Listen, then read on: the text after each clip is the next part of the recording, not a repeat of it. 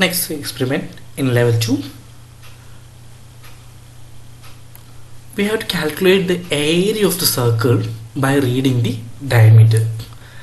Just before we had done a similar program. It was to calculate the area of the circle. Here we had read the radius and stored its value into A and calculated as area is equal to 3.14 into A into A. Here what is being said is, what you have to do is you have to read the diameter and to calculate the area of the circle. So diameter by divided by 2 will be the radius. Okay, so let's come to the algorithm. Let's start the program. In the next step, let's read the diameter. Okay, so the user will be entering the diameter and you have to divide the value of diameter by 2 and store the value to some variable.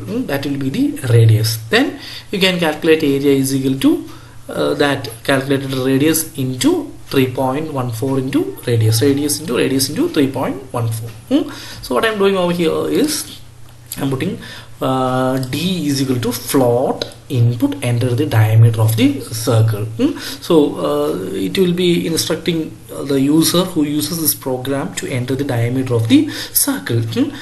Then that value will be stored to the variable d, and to calculate the radius I am declaring a variable called as r. I am telling r is equal to d divided by 2. So the value of d will be divided by 2 and will be stored to the variable r.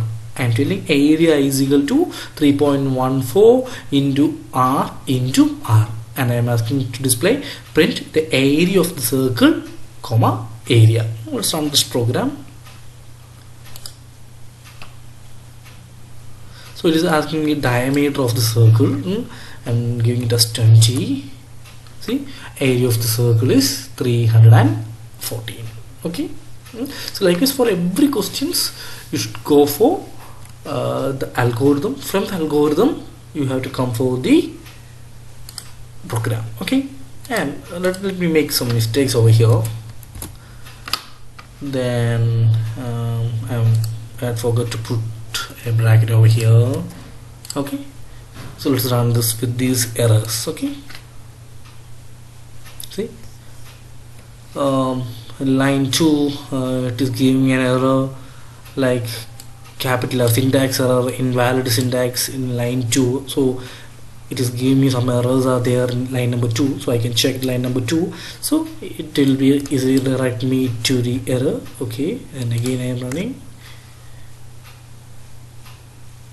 See, again it points to r. R is equal to d by d, invalid syntax in line 2. Some other issues are over there. Okay, then if I had addressed this properly, r small r itself, here also small r, then you have to check some lines above or below, or some lines that is related to r. So here d is used, that d is coming from the above line, and here r is the variable used, it is used in the below line. So we can check that also. While checking we can understand that a bracket has been lost over here, that we can put and again run. This is asking, see, so if an error is being displayed, you have to check that line number, a line that is connected to that line number, maybe just above or just below. Likewise you have to identify the error. Okay, and here comes the homework for the level. You have to prepare a Python program to calculate area of an equilateral triangle. So the hint is area of the equilateral triangle will be length into breadth into height. So you have to get the length, you have to get the breadth, you have to get the height, you have to multiply it, you have to display the area. So this one you have to do as a homework. Okay, and the next program based on conditions, check whether a person is eligible for voting or not. We had gone for this algorithm. You have to get the age, you have to check whether the age is greater than 18. If it is greater than 18, you have to put like is eligible for voting. Okay, if it is less than 18, we have to say like is not eligible for voting. So in the code segment I am telling a is equal to int. Why I am using integer over here? We are collecting age, so age will be definitely an integer number, it will not be a decimal point number, so there is no need of float, we can go for integer itself. So int within brackets input within brackets enter your age. So it will be asking the user to enter the age, and I am telling the computer to check if the value stored in a is greater than or 18, and I am putting a colon over here. Then this indentation, you should make sure that this indentation, the spacing is there. I am telling print you are eligible for voting. If value stored in a is greater than 18, that means if this statement is true, it will print you are eligible for voting. If this statement is false, it will come to the else part and it will print you are not eligible for voting. Let's run this program. I am giving the age as 20. See, it is displaying you are eligible for voting, and I am giving age as 15. It is indicating you are not eligible for voting. And again I am getting in the inputting the age as 18. You are not eligible for voting. Actually, as per Indian law, a person who is 18 or more than 18, or at the age of 18 or more than 18, they are eligible for voting. So here we have to modify this. I have to tell like age greater than or equal to 18. Because the persons at the age of 18 is also eligible for voting.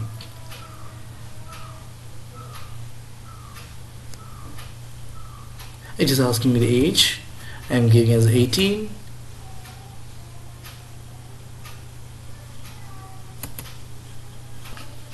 See, you are eligible for voting. Okay. Next program. Get the name of the user and check whether the user had entered it in capital letters or in small letters. Okay. So as per our steps, let's think for the algorithm. We have to start the program, then we have to think on getting the name from the user, then we have to make a check whether it is in capital letter. If so, we have to say it is you have entered your name in capital letter. If not, we have to say it is entered in small letters. Okay. So the first thing is to read the name from the user who uses this program. So for that I am telling a is equal to str. Str is string, which means that the value you are going to read is some string or some characters. So input, enter your name. So it will ask the user to enter his name. The user may be either entering capital letter or may be entering in small letters. And I am using a condition checking statement if. And if I am telling a dot is upper. Is upper is a string handling function which is used to check whether the string is in uppercase letters or in capital letters. A dot is upper means it will check whether the variable a is having values in uppercase letters. This a dot is super. If this is true, if this statement, if this condition is true, it will print the statement you have entered your name in capital letters. If a dot is super is false, it will go to the else part and print you have entered in small letters. Let us run the program. So it is asking me enter your name. I am entering as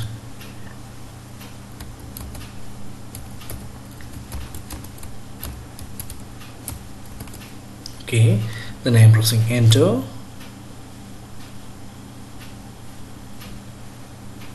See, it is showing me you have entered your name in capital letters. What happened actually, when I had entered the name as Jitin Jacob in capital letters, it got stored into the variable a.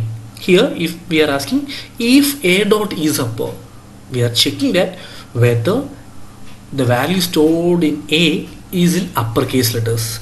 As it is true, it displayed you have entered your name in capital letters. Okay, let us run this program once again.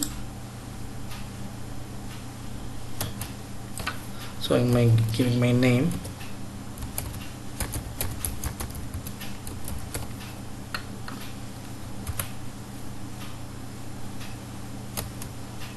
See, to showing you have entered your name in small letters. What happened? I had entered Jitin Jacob in small letters. It got stored to the variable a.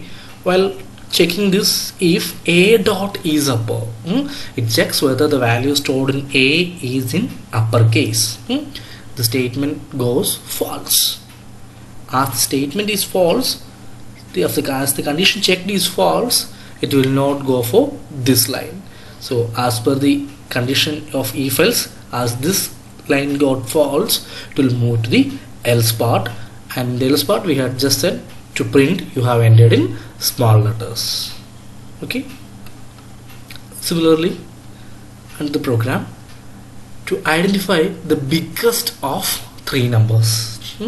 So right now I am not reading from the user, I had just set it as a is equal to 200, b is equal to 33, c is equal to 500. Out of three numbers I have to identify which is the biggest number. Now just I had assigned it for understanding the concept, then we will change it as we could read it during running time. So I am telling what should I do actually to find out the biggest of these three numbers. First I have to check whether a is greater than b, and similarly a is greater than c. If so, a will be big. Or I have to check b whether b is greater than a, and similarly whether b is greater than c. If so, b will be big. If nothing, if these two conditions are not valid, then definitely c will be big. So I am telling if a greater than b and a greater than c, print a is big. So if the value of a is greater than b and value of a is greater than c, definitely a will be big. As we are using and here, it will say true, and it will execute this line only if both the statements a greater than b and a greater than c are true. Okay, then I am telling elif b greater than a, I am checking whether the value of b is greater than a and b greater than c. If so, b will be big. If this statement will be true and this line will be executed only if both these parts are true. Else, if these are not valid, else c will be big. Okay, so let us run this program. While running this program, it will show z is big. Actually what is happening, first step it is checking a greater than b. Okay, so it is checking a greater than b. Yeah, it is correct, so this part is correct. Okay, then add a greater than c, so it checks the value of a is 200, c is 500. A greater than c, no, it is not correct. So and is we are using this part is true and this part is false. If both were true, it might have executed this statement. As it is not like that, it will not execute this and it will go to elif statement. In the elif, it checks b greater than a. It checks b greater than a, 33 greater than 200, false, so it is not correct. And b greater than c, 33 greater than 500, no, both the things are false, so it won't come to this block for execution, or it won't print this line. If both are not correct, it is directed to go to the else part. Else part simply says c is big. Here for understandability only I had set these values. You can convert it into, get it like reading the values from the user, like int, then brackets,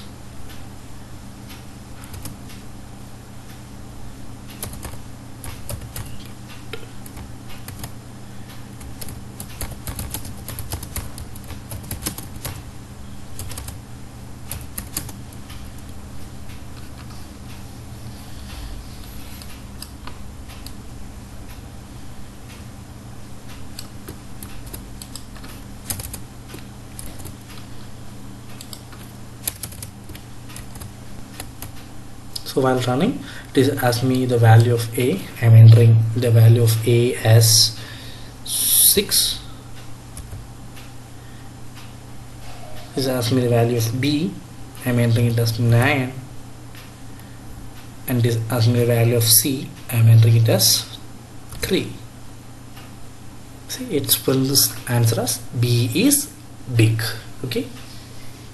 So that is about biggest of 3 numbers. Initially we had just set the value for understanding. Now it is reading the values during runtime or from the user who runs this program. Okay. So that's all with level 2. You have a bunch of programs to do, explore the basic programming model with Python. Then we'll go ahead. Thank you for attending level 2. Hope to see you back in level 3. Thank you.